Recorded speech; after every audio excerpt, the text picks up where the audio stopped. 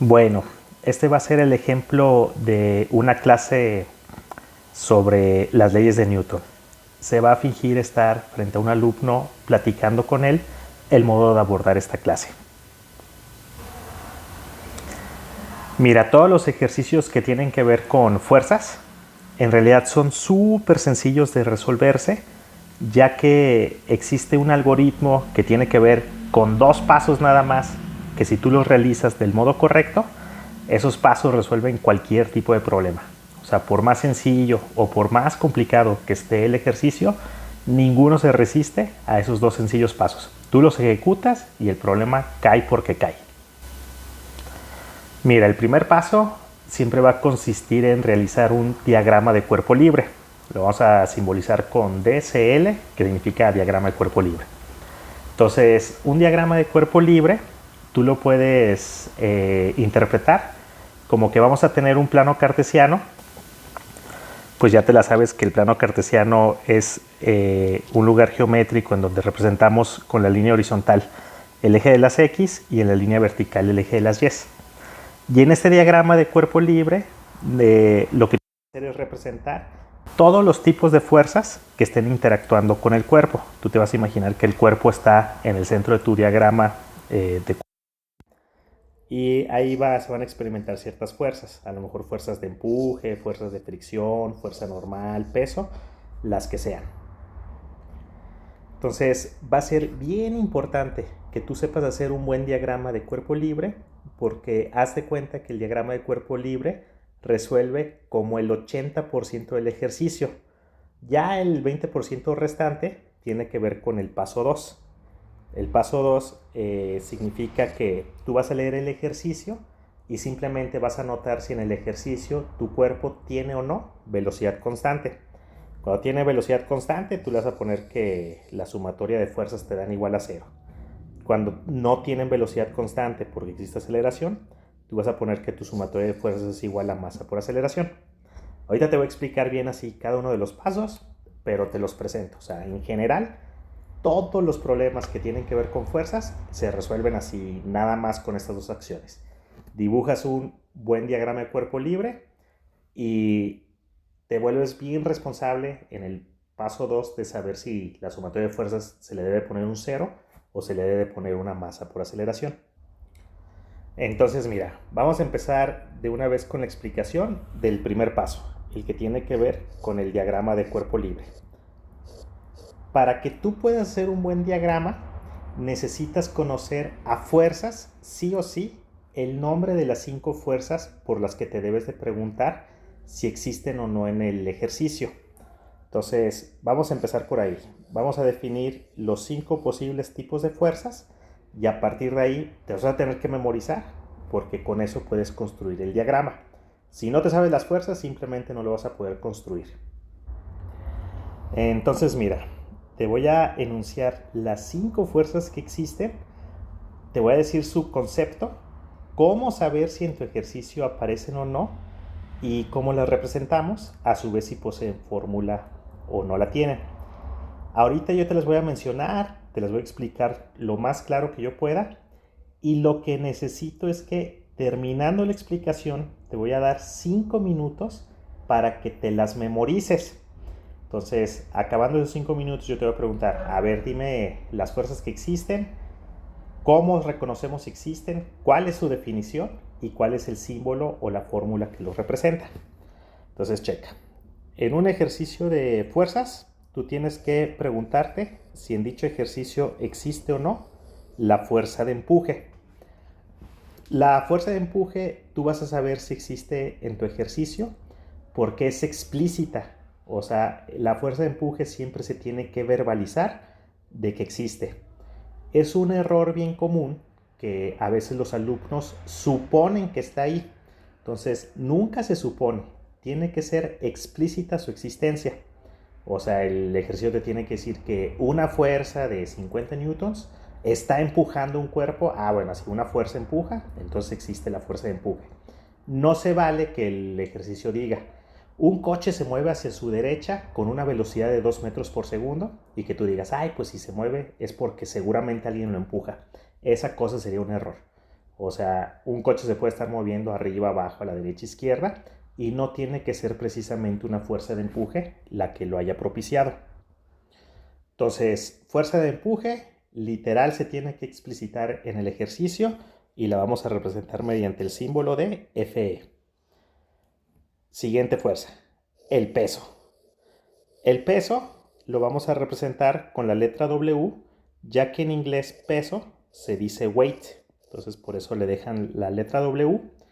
Y para saber si existe o no en un ejercicio, pues como en el 99.9% de todos los ejercicios que te van a poner de Newton, siempre hay peso.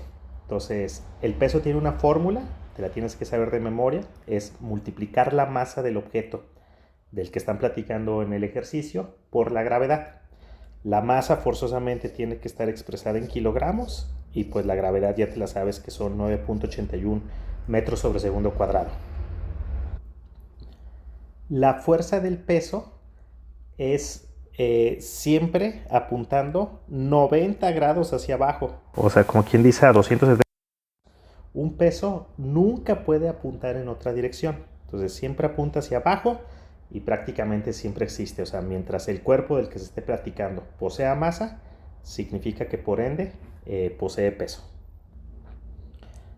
La otra fuerza por la que te tienes que preguntar a ver si existe en tu ejercicio es la que denotamos mediante el nombre de fuerza normal. Su símbolo es Fn.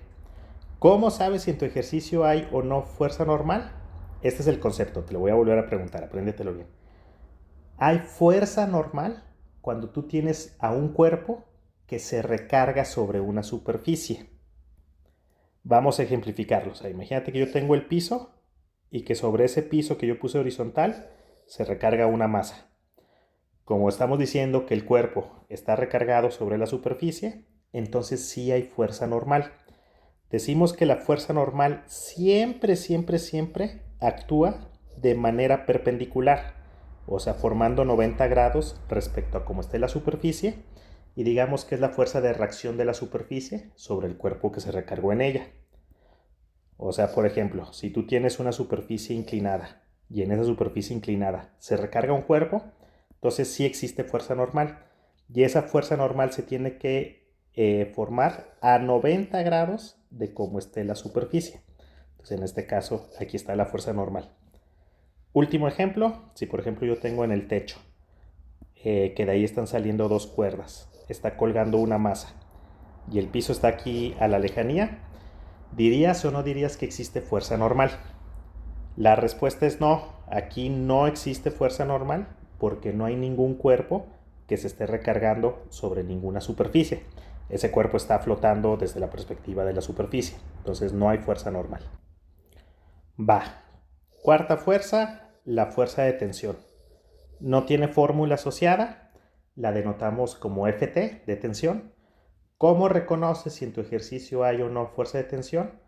Pues tiene que existir en el enunciado alguna cuerda, cable, lazo, cadena, agujeta, cordel, o sea, todo lo que pueda ser sinónimo de una cuerda, de modo que tú puedas amarrar al cuerpo y si lo jalas con la cuerda la tensas.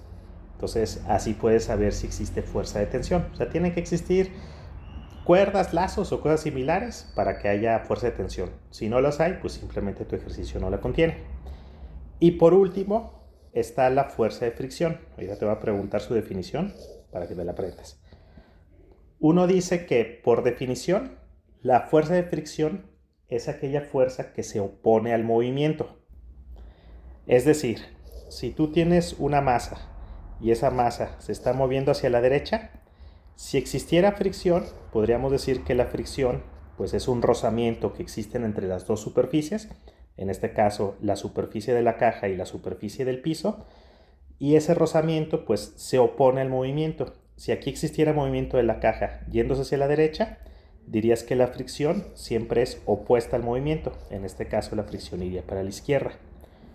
La fuerza de fricción sí tiene fórmula, se calcula como la magnitud de la fuerza normal multiplicada por el coeficiente de fricción.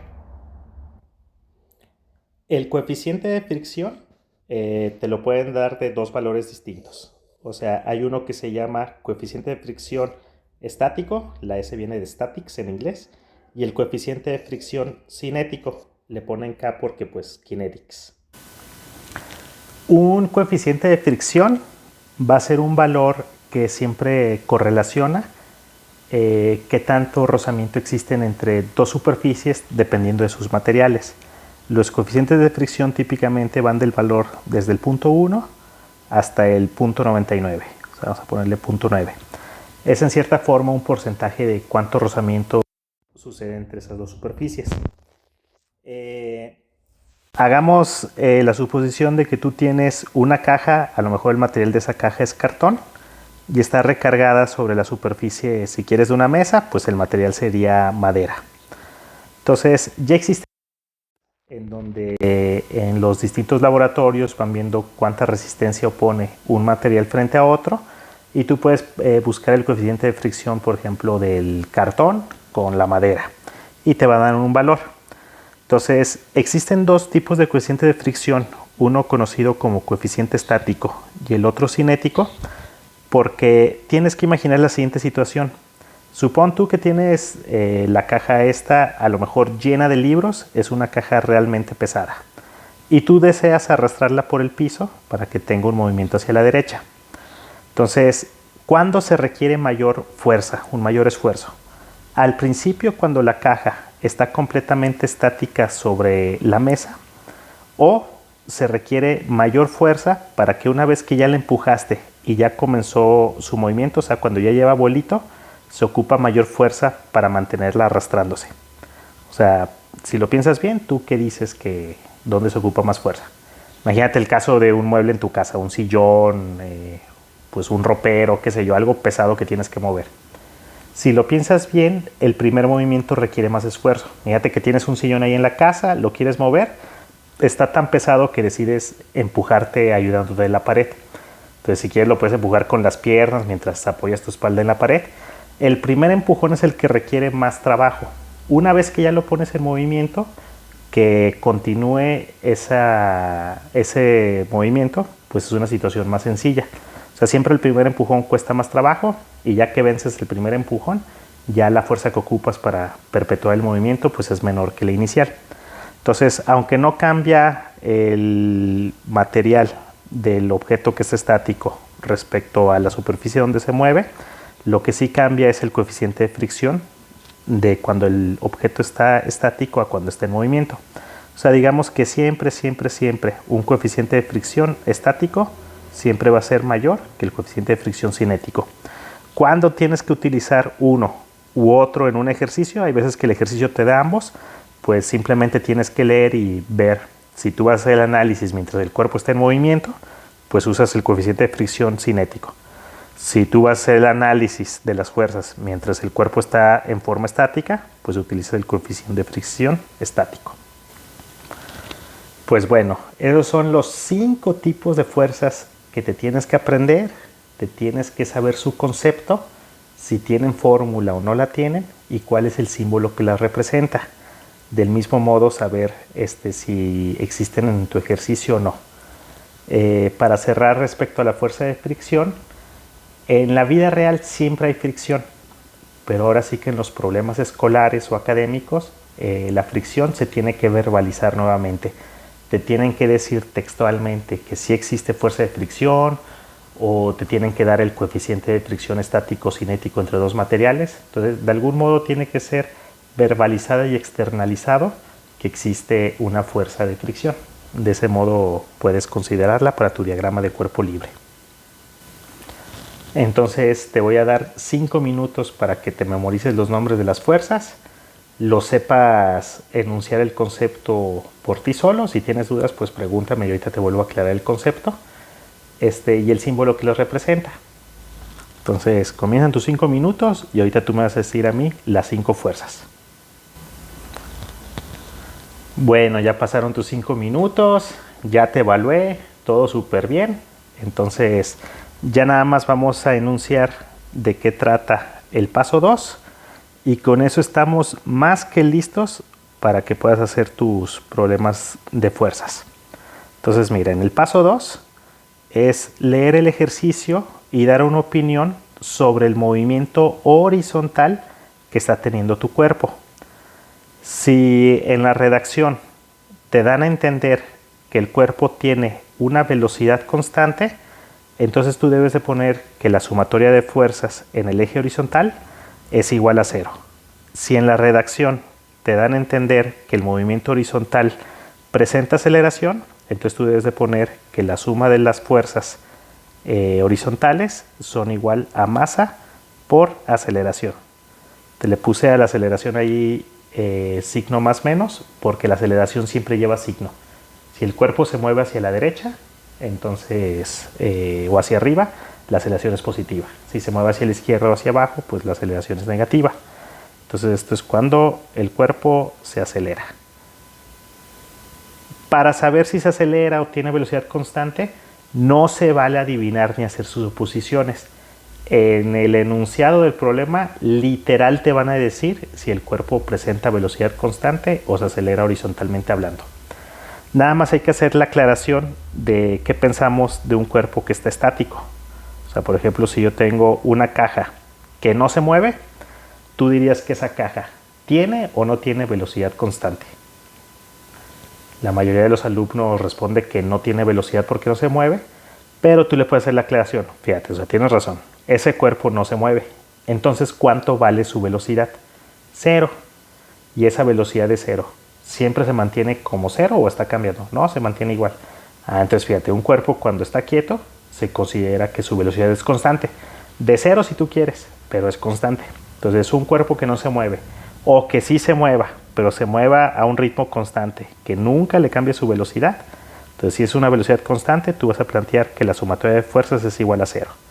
Si el ejercicio te da a entender que sí cambia su velocidad, entonces la sumatoria de fuerzas va a ser igual a masa por aceleración. Y del mismito modo vas a hacer el planteamiento con el movimiento vertical.